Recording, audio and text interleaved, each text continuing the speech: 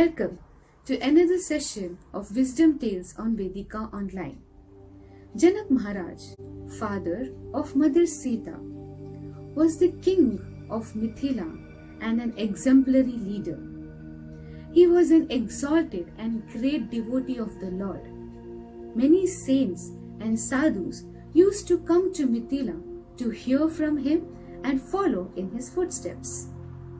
Some immature monks were discussing among themselves how King Janak Maharaj, being a householder, living in a grand palace and leading a luxurious life, be considered as a spiritually advanced person.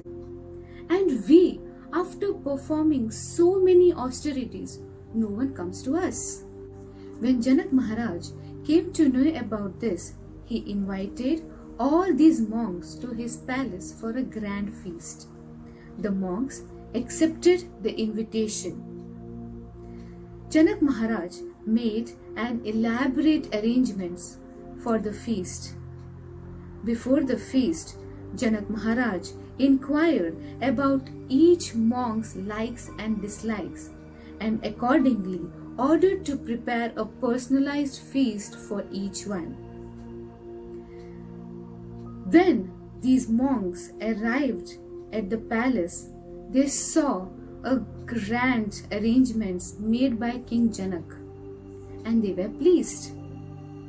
Janak Maharaj then invited all of them to the royal dinner table, and they were served with their personalized feast. As they were about to start eating, each one noticed a huge sword hanging from the ceiling just above their head. The sword was tied with a very thin thread, and it felt like it would fall on them any time. Janak Maharaj requested them to partake their feast, but all these monks were worried that the sword might fall on them and kill them. They started to eat really fast so that they would finish and leave the royal dinner table as soon as possible. As the monks finished the feast, they washed their hands. Janak Maharaj went to them and inquired, "Sir, how was the feast? I hope you enjoyed the preparations." The monks explained their predicament. Even though the preparation was delicious, they could not enjoy the feast as the sword was hanging above their head. Janak Maharaj smiled and said, "When one knows death is certain, how can the pleasure of world sway him away?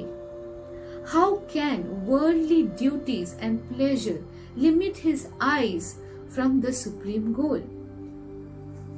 So, from this story, we learn that the sword of Vedic knowledge help us to detach from the material worldly pleasure and focus our mind on ultimate goal. Thank you.